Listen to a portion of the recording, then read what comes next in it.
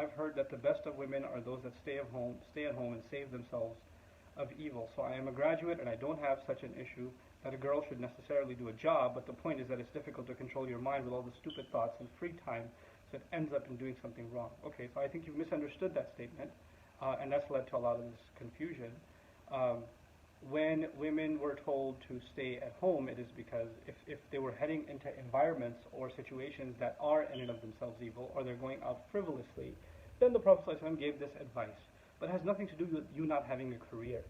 Some of the most important tasks that were done in Medina society were done by women that went out and did work. Women and men used to both farm together at the time of the Prophet ﷺ and do other work and do trade. So the idea that women should stay home and not do work is kind of ridiculous because human history is to the contrary.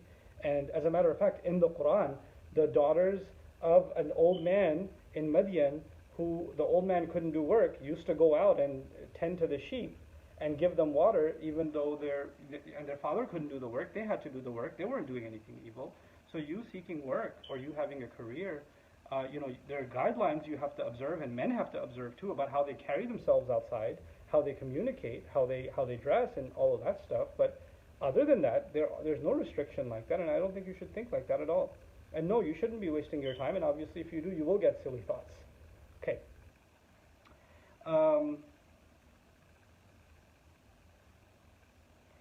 There are certain things about which Allah said that they're going to hit you no matter what, like the word musibah is used for it, yes, something that hits you.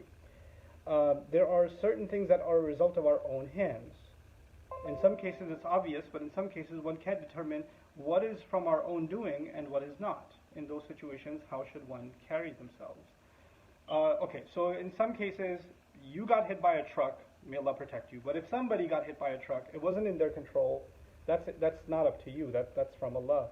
And if in some other situation you were speeding and you ran into a truck, obviously you're the one that's reckless, clearly you're at fault, you're the one that's responsible for what happened. But then there are some other situations in life where something happens to you and you're like, is this because I was sinning?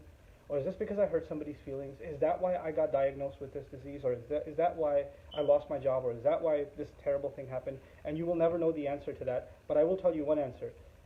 أَنَا عِنْدَ ظَنِّ عَبْدِي بِي. You have to assume of Allah the best things. Allah is not vindictive, and Allah is not petty like you and I can be. Like, oh, you did this, now I'm going to punish you this way. Allah doesn't operate that way. Allah is merciful and loving to His slaves. So for you to think that Allah is going to do that kind of thing for you illustrates that you have a really low sort of imagination of how loving Allah is.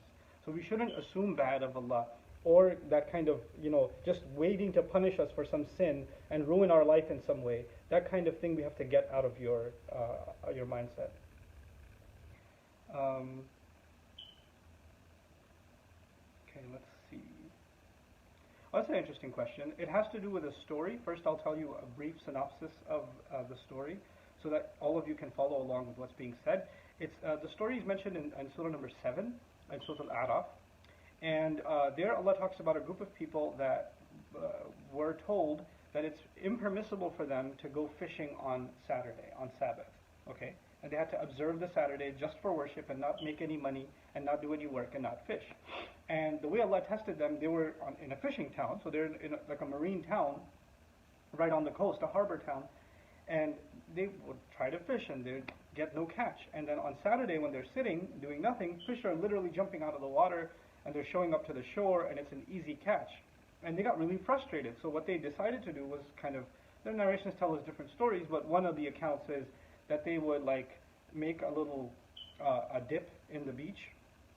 The waves would come, fish would fall into that little dip and get trapped, the waves would recede, now they had fish and they didn't have to do anything for it. Or they'd leave the net out, fish could get caught, and they can pull it after Saturday. In other words, they were playing with the law. Okay, we're not working, but we're still taking advantage of that. So we did it on Friday night, and then we got away with it by Sunday. We got it, we got our fish out. So technically, we didn't violate the Friday or the Saturday rule. Now, when they were doing that, obviously playing and tampering with Allah's law, the point is, don't think about worldly matters on Saturday. The point wasn't technically don't go out and fish on Saturday. And they understood that, but they were playing with the law anyway. So there was the one group that was doing that was messing with the law. And the other group was telling them why you shouldn't be doing this. This is wrong. And there was a third group who was also religious, who felt, well, these guys are messed up. They're doing this. Why do you even bother giving them advice? Like, don't care, you know, لِمَ تَعِذُونَ قَوْمًا اللَّهُ مُهْلِكُهُم أَوْ مُعَذِّبُهُم عَذَابًا شَدِيدًا. Why do you even bother giving these people advice? Look at how messed up they are. They know the rule. They play with it anyway. Leave them alone. Don't even bother giving them advice. And then the response from the group that was concerned was مَعْذِرَةً إِلَىٰ رَبِّكُمْ. At least if we say something, we'll have an excuse to Allah that at least we spoke out, at least we did our part. Because if we don't, then we don't even have an excuse. Evil was going on, wrongdoing was happening, and we just stayed quiet. So at least we're going to try to counsel them and advise them, you know? So these are now three groups. One group that's doing the wrong, one group that's advising them, and one group that's saying, who cares? Leave them alone. Doesn't matter. Eventually Allah punished, He says, the group that did wrong. So there's three groups, and Allah says Allah punished the group that did wrong. And that created sort of a confusion in tafsir literature, because is the group that did those who did wrong, is it just the people that were fishing, or was it also the people who said no, who cares? Because you're supposed to care. You're supposed to be concerned if something wrong is happening. You sitting idly by when a crime is taking place means you endorse that crime. Like, for example, if you saw somebody attacking somebody in the street, and nobody else is seeing it, and you didn't call 911, you didn't call emergency services, then you're in a sense complicit, because you're okay with that happening and you didn't even do anything about it, right? So that silent participant kind of thing, or who cares, that's their problem. They're going to burn in hell. Who cares about them? That attitude, some assumed that both of those groups are going to be punished. Now, I'm personally inclined to believe that Allah will hold that group that didn't care accountable. But it's really amazing in the Quran that Allah did not explicitly say both of these groups are punished, nor did He say that middle group is saved, because He wants them to be worried. It's almost the intent of Allah in these passages is for that if we're going to be silent observers and not speak out, we shouldn't just feel safe that, well, at least I didn't do anything. At least I'm not a criminal, and I just feel safe in my complacency. No, maybe you shouldn't feel so safe. So Allah didn't explicitly say that group is punished, and didn't explicitly say that they're saved, almost giving them a sense of unease and uncertainty. And I think the point of that is that we shouldn't. My question is about something I've been thinking about for a long time, and that is the fact that there's so much repetition in the Quran. Not just talking about certain surahs like Qamar, Rahman, you know, like فَبِأَيِّ آلَاءِ رَبِّكُمَا تُكَذِّبَانِ is repeated so much. Where Allah keeps repeating certain ayahs over and over again, but also also theme-wise, like the subject of the afterlife, or heaven and hell, or denial of prophets, which are reiterated so often in virtually every other surah. Since the Quran is the last word of God, revealed to humanity and the last communication He has with us until the Day of Judgment, how come the Quran, even within itself, is so full of repetition, while the length of the book is also, compared to other scriptures, not that long? That's a really good question, and it's a very fundamental question, and I think it's a very logical question also. So the way I'd like to address this is that we think of the Quran as a book, but actually its first relationship with us is not that of a book, it's actually that of a reminder. And you know how you and I, human beings, tend to forget things a lot? The Quran is not supposed to be read as a book of information. It's supposed to be something you engage in every day, and it reminds you of things that you need to be most aware of on a daily basis. So the things that you need to be most aware of and most reminded of are the things that are repeated the most. So Allah repeats things in order of priority of what you need to benefit from continuously. So فَذَكِّرْ إِنَّ فَعَتِ الذِّكْرَ, remind, because reminder contains benefit. The fact that the Quran is supposed to be recited in prayer, recited, even spiritually, just recited out of, reverence. Every time you recite it, there are certain concepts that become, even though theoretically you know them, there is an afterlife. Of course, you and I know there's a heaven and a hell. But then the way Allah talks about it sometimes, and the way He repeats it, it shakes you to your core sometimes, like you've never heard it before. How many people have been studying Quran for ages and ages, and then they hear the Quran being recited in prayer, and they bawl in tears, even though they know the information. That reminder has an effect.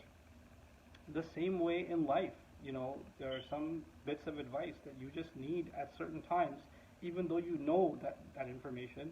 The human mind can remember, but the heart forgets, and the heart needs reminder. And the Quran actually came لَذِكْرَى لِمَنْ كَانَ لَهُ قَلْبٌ. It came as a powerful reminder for those who possess a heart. So it's actually a spiritual necessity. that the Quran repeats itself in the way that it does. Now, having said that, that's probably my primary response to that question.